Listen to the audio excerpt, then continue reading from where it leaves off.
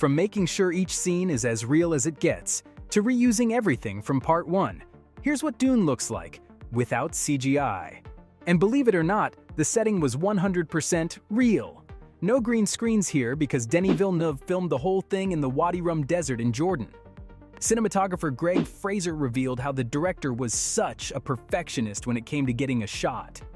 Even if he was out by like 4 inches, the director would order the cast and crew to reposition themselves because, let's face it, Frank Herbert's novels need a miracle to execute into live action.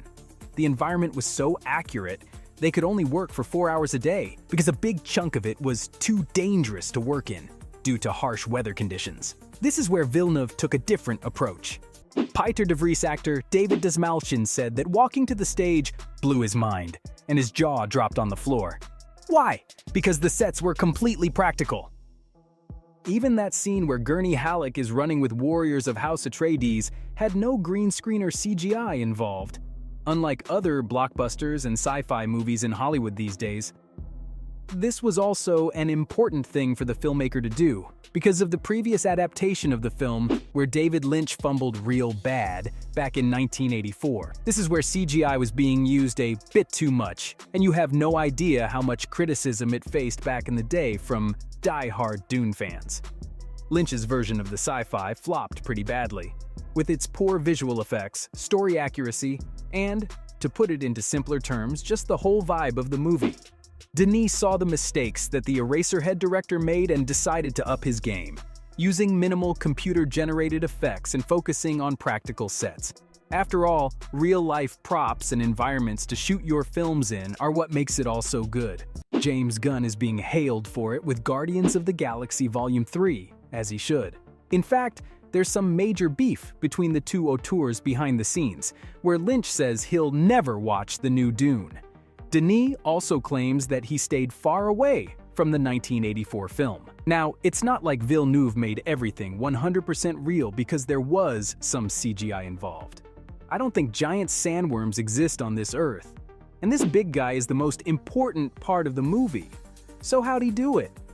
The same way every other director puts a huge monster on the screen, these Wrigley boys were probably only the second most expensive part of the film because we all know the first thing is maintaining Timothée Chalamet's gorgeous hair in all that sand.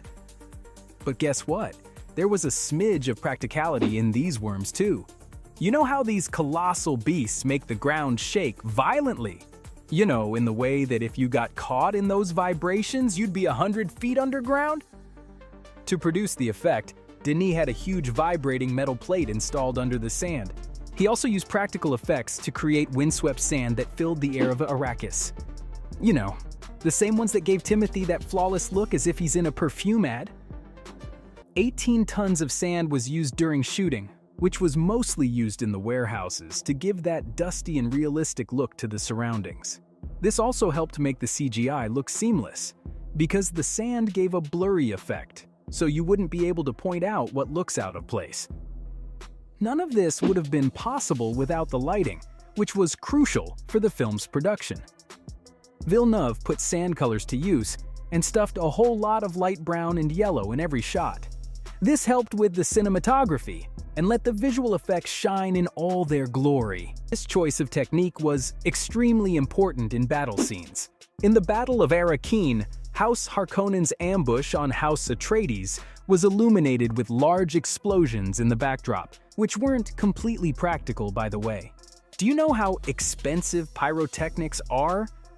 A similar method was used in The Batman, when the Caped Crusader fought a bunch of henchmen in the Iceberg Lounge, where bullet fire was used to lighten the dark setting.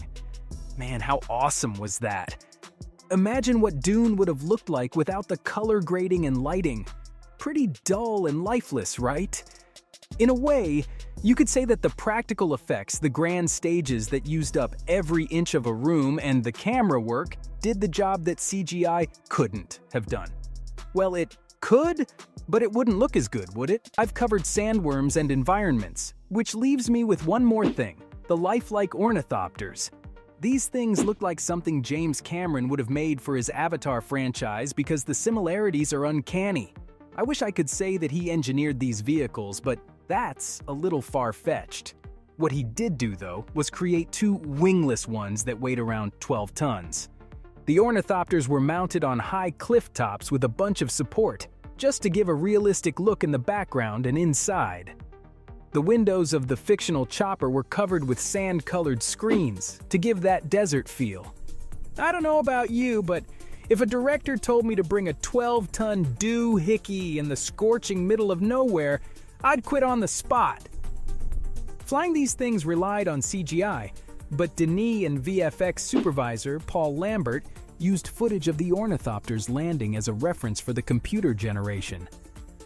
The way sand would flow around the vehicle as they landed, along with the movement of the wind, were all important in capturing the perfect scene, even if it took 2 seconds of screen time. The sound the ornithopters made was also pretty interesting. And here is where sound designer Mark Mangini produced roughly around 3,500 unique sounds. Musicians have a hard time making new singles to save their careers, while those working on Dune made over 3,000 within a few months. Believe it or not, the propellers and fins are a mixture of a cat purring, a beetle's wings, and tent straps caught in the wind. Who knew you could turn the sound of something so adorable into something so lethal? So with all this in mind, how did Villeneuve manage to execute a film so flawlessly? I'm not sure if you've seen any of them, but Denis' other films all have unique elements in them, which sort of shaped the framework for his grandest project to date. Arrival, starring Amy Adams and Jeremy Renner, is one of his most popular films to date, and the director wrote a 100-word alien dictionary for it. If you've seen this movie, you know what I'm talking about. If you haven't, then what are you waiting for? Blade Runner 2049 is adored by fans all around the world. Sure, it may have underperformed at the box office, but it received glowing reviews across the board. This completely redefined Ridley Scott's original from 1982. Okay, why is this guy obsessed with one-upping movies from the 80s? If he keeps this up, we can probably expect remakes of Back to the Future and Scarface sometime soon. Villeneuve is a huge nerd, but you wouldn't come across CGI monsters in his previous films unless you mention that millisecond in Enemy, where everyone got the biggest jump scare of their lives. This movie starred Jake Gyllenhaal and was about a man's identical twin taking over his life. At least I think? I don't know, it's a very weird and ambitious movie. Sure, the concept sounds simple, but Villeneuve gave it a sci-fi twist. How so? Spiders, period. Not everyone knew what it meant. In fact, I'm not sure anyone knew what it meant. But it proved Denis was capable of putting something sinister and frightening on the screen. One of his films is the last place you'd expect a jump scare. That last second sure did startle a lot of us, though it did show us that he can handle something as absurd as a giant spider. The talent that this man possesses makes everyone hopeful for the sequel to his passion project. So, what do we know? Apparently, the entirety of Twitter has read the book because the upcoming film is getting spoiled already. Official spoiler-free plot details state the sequel will continue the mythic journey of Paul Atreides as he unites with Chani and the Fremen. He's also on a quest to avenge his destroyed family, which is going to be a very exciting turn of events. Just you wait. Joining the original cast are Florence Pugh as Princess Irulan Carino, Austin Butler as Fade Rotha, Leah Seydoux as Lady Margot, and a lot more names I just don't have time to cover.